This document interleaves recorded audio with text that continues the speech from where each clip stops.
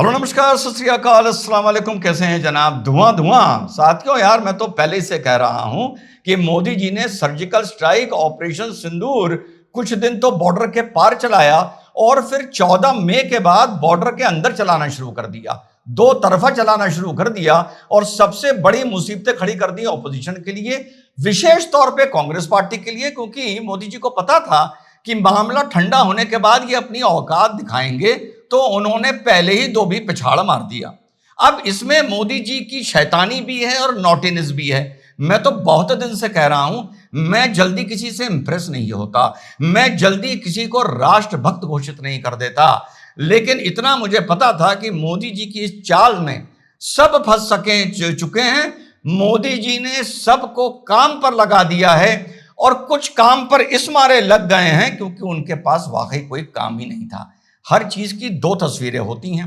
अब मोदी जी ने कहां नोटिस शुरू करी, धुआं धुआं करना कहां शुरू हुआ? पहले तो वहां धुआं धुआं हुआ, उसके बाद यहां धुआं धुआं हुआ ये कि 15 को एक लेटर जाता है सारी ऑपोजिशन पार्टी के पास, महत्वपूर्ण ऑपोजिशन पार्टी के पास। अच्छा, चार मीनारा जाना जरूरी था कि तुम महत्वपूर्ण हो ना हो, क्योंकि तुम्हें राष्ट्रभक्त तो हम घोषित करके रहेंगे। अब तो भैया लेटर जाता है कि इस तरह से ऑल पार्टी डेलीगेशन जा रहा है और आप लोग अपने इसमें इतने इतने स्ट्रेंथ के हिसाब से इतने इतने नाम दीजिए। तो उसके बाद जयराम रमेश 17 मई को एक बहुत लंबा ट्वीट करते हैं और उसमें लिखते हैं कि इस तरह से हमारे पास एक लेटर आया है और leader of opposition Rahul Gandhi ने ये 4 नाम सुनिश्चित किए हैं जो पार्लियामेंट्री अफेयर कमेटी को भेज दिए गए 17 मई 2025 को। नाम कौन कौन से थे? आनंद शर्मा थे, गौरव गगोई थे, सैयद नसीर हुसैन थे और श्री राज बरार थे। ये नाम चले गए। अब कांग्रेस सोची कि भैया चलो ये नाम चले गए हैं, अपना जो होगा आगे देखा जाएगा। अब थोड़ी देर बाद या शायद 2 दिन बाद थरूर साहब का, शशि थरूर साहब का एक मैसेज आता है, ट्वीट आता है कि मैं शुक्रिया करता हूं सरकार का कि मुझे डेलीगेशन लीड करने का मौका मिला और मैं देश के काम आ सका। अब कांग्रेस पार्टी कह रही है अब यार ये क्या झोल हो गया, उनको क्या किसी 5th आदमी की तरह लेके जाया जा रहा है? उन्होंने कहा नहीं, जो 4 नाम आपने दिए हैं वो 4 नाम बदल दिए गए हैं। आनंद शर्मा को सिर्फ उसमें रखा गया है, उसके बाद शशि थरूर जी को रखा गया है, मनीष तिवारी जी को रखा गया है और सलमान खुर्शीद जी को रखा गया है। अब यहां से धुआं धुआं होना शुरू हुआ, इधर खाई उधर कुआं, मरता क्या ना करता। अब कांग्रेस इस पोजीशन में नहीं थी कि इस चीज का विरोध कर सके कि यही लोग जाएंगे, और वक्ता भी ये चारों बढ़िया थे। इन चारों में आपस में कॉमन क्या है? आपके आनंद शर्मा हो गए, मनीष तिवारी हो गए, सलमान खुर्शीद हो गए और शशि थरूर हो गए। इनमें कॉमन क्या है? अरे भाई, इनमें कॉमन है G23। याद है या भूल गए G23 को? वो मंडली जो बनी थी, जो राहुल गांधी की, जिसने नाक में दम कर दिया था, जो कहती थी कि कांग्रेस में रिफॉर्म्स लाओ, जो कहती थी कि कांग्रेस को आत्मचिंतन करना चाहिए, अंदर से बदलाव लाना चाहिए, हमारे यहाँ फ्री एंड फेयर इलेक्शंस होने चाहिए, जिसके मारे उदयपुर अधिवेशन बुलाना पड़ा था, जिसके मारे ना चाहते हुए भी कांग्रेस पार्टी को कुछ बदलाव करने पड़े थे, जिसके मारे फिर चुनाव होता है। और इस टाइम जब ये G23 कांग्रेस के नेहरू गांधी परिवार पर अटैक कर गए थे तो खरगे साहब चौड़े होकर इनके सामने खड़े हो गए थे। उसके लिए उनको इनाम मिला पार्टी की अध्यक्षता का। और उस चुनाव में भी आपको याद होगा कि शशि थरूर साहब बीच में कूद पड़े थे। तो ये दुश्मनी वहां की है जहां हमारे चतुर नोटी, हमारे मिस्चीवियस प्रधानमंत्री जी ने एक गुगली मारी और यहां धुआं धुआं कर दिया ऑपोजिशन का पॉलिटिकल सर्जिकल स्ट्राइक करके। ठीक, यहां तक ये बात हो गई। अब होता यह है कि ये डेलीगेशन पनामा पहुंचता है। वहां पे शशि थरूर साहब जिस काम के लिए भेजे गए थे उस पर बात करते हुए बोलते हैं, आदमी है लेकिन 2-3 बार मुझसे उलझा है तो जाहिर सी बात है, बदतमीजी में तो भैया आप समझ रहे हैं ना। तो भैया उदित राज क्या ट्वीट करते हैं इस पर? ये करवाया गया क्योंकि ये लैंग्वेज बता रही है, ये उसकी नहीं है। Alas I would prevail over the PM. अब ये कहते हैं कि चलो अब मैं आखिर प्रधानमंत्री पे इस बात का दबाव बना सकता हूं कि वो बीजेपी का प्रवक्ता शशि थरूर साहब को बना दें और वापस लौटने से पहले उनको फॉरेन मिनिस्टर बना दें। ये जो लाइन है, पत्रकार और मॉडरेटर्स और एनालिस्ट इस लाइन को पकड़ के नहीं चल रहे हैं, उनको लौटने पे फॉरेन मिनिस्टर बना दें। ये बात कहीं आगे जाके जुड़ सकती है, याद रखिएगा इसको, आपकी इस बात को। फिर ये कहते हैं कि आप कांग्रेस के इतिहास को इस तरह से डिमीन या क्रिटिसाइज या हल्का कैसे कर सकते हैं। हमने 1965 में भी हमारी आर्मी ने बॉर्डर पार किया, 1971 में भी किया, और उसके बाद यूपीए गवर्नमेंट ने भी बहुत सर्जिकल स्ट्राइक करे, लेकिन हमने उसका ढोल नहीं पीटा। पहली बात तो उदित राज ये ही नहीं समझ पाया, तभी मैं कह रहा हूं ये ट्वीट भी उसको लिख के दिया गया है, कॉपी पेस्ट कर दो इसको, कि बात यहां पर टेरर की हो रही थी और रीसेंट ईयर्स की हो रही थी। वो पहुंच गया 1965 और 1971, रेगुलर वॉर की बात ही नहीं हो रही थी। पहले तो ये महामूर्खता, महाजहालत। उसके बाद ये कहते हैं कि साहब हमने तो इससे पहले भी बहुत सर्जिकल स्ट्राइक किए लेकिन किसी को बताया नहीं। अब इसको ये बात वहीं पर खत्म हो जाती, लेकिन खत्म नहीं हो सकती थी क्योंकि कार्रवाई की थी। तो साहब पवन खेरा साहब, जो इनके मीडिया सेल के शायद चेयरमैन हैं, उन्होंने इसको रीट्वीट कर दिया और वहां से इस बात ने तूल पकड़ा। अब पहले भी हमने ये सुना कि कांग्रेस पार्टी ये कहती है कि पहले सर्जिकल स्ट्राइक हुए थे और मनमोहन सिंह जी के टाइम पर हुए थे, और पवन खेरा ये भी कहता हुआ सुना मैंने कि वो ये कह रहा था कि साहब ये बताइए सर्जिकल स्ट्राइक की नौबत क्यों आई। इनको ये नहीं पता होता कि इनके दो नेता जो बोल रहे हैं, एक बहुत छोटा सा मंच है जो दोनों की बात पकड़ लेगा।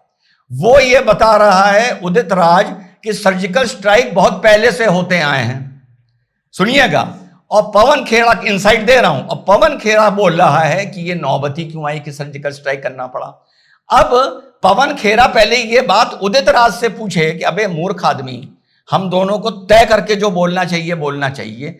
अगर तुम ये कह रहे हो कि सर्जिकल स्ट्राइक बहुत पहले से होते आए हैं, मैं ये कह रहा हूं सर्जिकल स्ट्राइक की नौबत क्यों आई, तो कोई फेस टू फेस का छोटा सा मंच होगा जहां रिजवान अहमद ये पूछ लेगा कि पहले पवन खेरा ये बता दे जो उदित राज बोल रहा है, तो उस टाइम पर सर्जिकल स्ट्राइक की नौबत क्यों आई थी।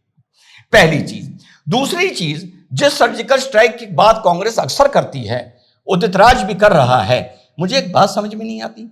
चलो भैया, हम ढोल नहीं पीटते थे, यूपीए सरकार ढोल नहीं पीटती थी, सर्जिकल स्ट्राइक कराती रहती थी, तुम नहीं पीटते थे, तो पाकिस्तान भी किसी को नहीं बताता था कि सर्जिकल स्ट्राइक हुआ है, पाकिस्तान भी कोई जवाब नहीं देता था सर्जिकल स्ट्राइक का। अच्छा चलो, पाकिस्तान भी नहीं देता था यार, दुनिया को भी पता नहीं चलता था, अमेरिका को पता नहीं चलता था, चाइना को नहीं पता चलता था, पूरी दुनिया को नहीं पता चलता था।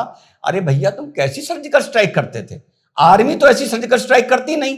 क्या वहां पर कांग्रेसी खड़े होकर गुलेल से उधर कंचे मारा करते थे क्या? यार क्या बात करते हो? अबे तुम नहीं बताओगे तो पाकिस्तान तो बता देगा ना, दुनिया को तो पता चल जाएगा ना। यानी ऐसी मैनेजमेंट होती थी भारत की कि भारत सर्जिकल स्ट्राइक करती थी पाकिस्तान पर, और पाकिस्तान से कहती थी देखो किसी को बताना नहीं, थोड़े हमारे कार्यकर्ता, फौज नहीं, गुलेल से सिर्फ तुम्हें कंचे फेंक फेंक के मारेंगे, और पूरी दुनिया को मैनेज कर लेती थी कि किसी से ना बताना कि हमने कंचे फेंक फेंक के मारे। ये है इनका हाल। अब आगे चलते हैं। आगे मैं चलते हुए बस इतना ही कहूंगा साथियों कि इस टाइम हर आदमी अपना काम कर रहा है। मैं बहुत जल्दी किसी से इंप्रेस नहीं होता, कम से कम 5 साल 10 साल जब तक एक आदमी की दिशा धारा ना देख लूं, मैं इंप्रेस नहीं होता। और राष्ट्रभक्ति का जो मेडल है, ये तो मैं बड़ी मुश्किल से भैया किसी के सीने पर पहनाता हूं। मैं भी जीवन में लगा हुआ हूं कि मरते वक्त तक मैं कुछ ऐसा कर जाऊं कि मुझे भी लोग मरने के बाद राष्ट्रभक्त बोले। हर आदमी अपना काम कर रहा है। मोदी जी अपना काम कर रहे हैं, समझते जाना। उन्हें जो करना था उन्होंने हासिल कर लिया, बॉर्डर के पार भी कर लिया और इधर भी कर लिया, ठीक। और इधर भी बहुत से लोग काम पर लगे हैं जिनके पास काम नहीं था, तो उन्हें भी कुछ हासिल करना था। अब मोदी जी ने कहा कि सुनार को हीरे की परख होती है, कि इस काम के लिए इस वजह से इन आदमियों को भेजो। जैसे कल मैंने केजीबी का बताया था, हर तरह के लोग इनके पास होते हैं, कहां पर कौन बेटर फिट होगा वो ये चूज करके मिशन पे, ऑपरेशंस पे भेजते हैं। जब मैं पुतिन पर कल वीडियो मैंने अपलोड किया था, तो ये जो पूरी टीम गई है उसमें कुछ मुख्य लोग ऐसे हैं जिनको बड़ा स्ट्रेटेजिकली प्लान किया गया है। मींस हमारी बात कौन सी गैलरी तक पहुंचनी चाहिए, कहां तक पहुंचनी चाहिए, ये सोच के किया गया है। और इसमें ये भी खुश हैं कि इनको चमकने का मौका मिल रहा है, और मोदी जी खुश हैं कि संदेश दुनिया में अच्छा जा रहा है, और यहां पर ऑपोजिशन में आपस में धुआं धुआं हो रहा है, विशेषकर कांग्रेस पार्टी में। तो यार एक बात बताऊं, दिल किसी से ना जल्दी लगाया करो। तुम लोग दिल बहुत जल्दी लगा लेते हो।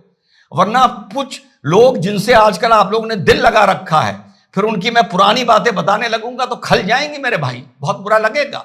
तो दिल ना लगाओ, दूर बैठ के मौज लो, मजे लो कि इन्हें चमकने का मौका मिल रहा है, इनको जानबूझ के चमकवाया जा रहा है, ये हमारा पैगाम दुनिया में पहुंचा रहे हैं, हमारा काम अच्छा कर रहे हैं, और आपस में इनमें जूते चल रहे हैं। इस पूरे किस्से को इस तरीके से देखो, दिल ना लगाओ। और मजे की बात सुनिए, पता नहीं ये मोदी जी क्या क्या करवा देंगे। इसी डेलीगेशन के साथ, शशि थरूर जी के डेलीगेशन के साथ एक जेएमएम के सांसद साहब भी गए, सरफराज अहमद नाम है उनका।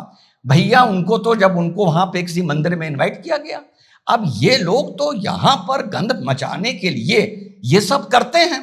पनामा में इनको दिखाना था कि हम कितने सेकुलर आदमी हैं, मोदी जी क्या क्या ना करवा दें इन लोगों से। तो भैया ये भी मंदिर में पहुंच गए और बाकायदा हाथ बांध के वहीं खड़े रहे, और शशि थरूर साहब ने इस बात की बड़ी तारीफ करी।